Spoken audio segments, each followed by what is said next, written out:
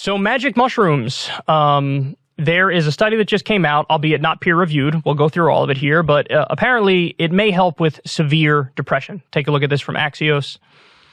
Psilocybin trial reveals drug's efficacy in treating serious depression. The largest ever study of the psychedelic drug psilocybin revealed Tuesday that the drug is effective in treating serious depression, Stat News reports. The Compass Pathways study, which is the largest randomized controlled double-blind trial of psilocybin, found that patients who were given the highest dose of the drug had a significant decrease in depressive symptoms as compared to the placebo group. About 29.1% of patients who received the highest dose of psilocybin, the compound found in magic mushrooms, were in remission 3 weeks after treatment, compared with just 7.6% of those in the control group, according to Compass Pathways. The patients that received 25 milligrams, the highest dose of the drug in the study, also experienced a highly statistically significant and clinically relevant reduction in depressive symptoms severity after 3 weeks. Patients who received the lower 10 milligram dose did not experience a statistically significant difference after 3 weeks. The results of the study, which included 233 patients across Europe and North America, come after the Food and Drug Administration granted Compass Pathways a breakthrough therapy designation, paving the way for a potentially accelerated drug approval process. The study also included data on patients who experienced adverse side effects from the drug. 12 patients reported treatment-emergent serious adverse events, including 5 who were in the 25 milligram group and 6 in the 10 milligram group. The suicidal behaviors were reported at least 1 month after the administration of treatment, and they occurred in patients who were essentially non-responding. That's interesting.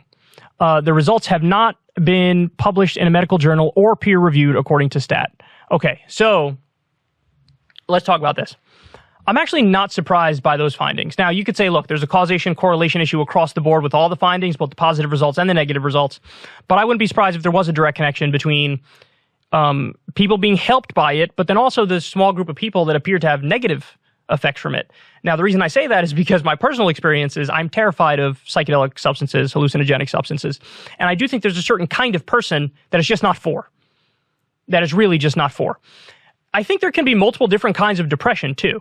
You know what I mean? Like, I think one form of depression can manifest as kind of a rut into your life where you feel like nothing ever happens. You feel like you're almost in that movie Groundhog's Day where you live in the same day over and over and over, and you're just almost bored to tears and nothing excites you, nothing makes you happy. That's one kind of depression. And I feel like perhaps, and this is all speculation, but I feel like perhaps that kind of depression could be helped by psychedelic drugs. But then there's another kind of depression, which is almost the polar opposite of that, which is like everything always feels chaotic 24/7 all the time. There's too much stimulus coming at you. Your connection to reality is very tenuous, and your grip on reality is poor at best. And for those people, I feel like if anything, it could make it worse. And maybe that's what the results are showing. But again, I'm doing total bro science here, so don't take anything I'm saying in this part to the bank, because effectively I'm just making it up. I'm giving you my own theory here.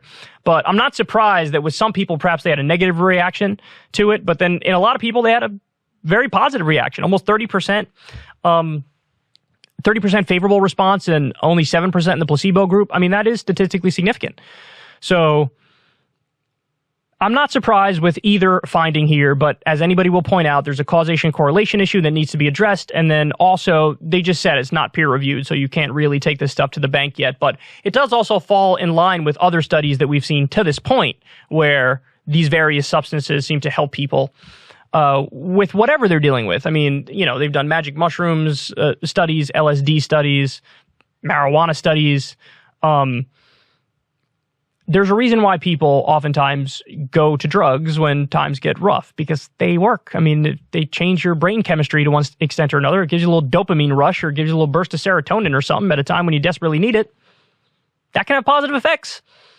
And unfortunately, we've had the polar opposite worldview in the U.S. We look at that like a total heresy. You're not allowed to say that. You can only take the stone cold sober is always correct approach. And honestly, I think that's kind of comical, but it's the 80-20 rule from Dr. Carl Hart. 80% of people can use a substance and use it responsibly, and then there's 20% who might get addicted and it would have real negative harms and consequences associated with it.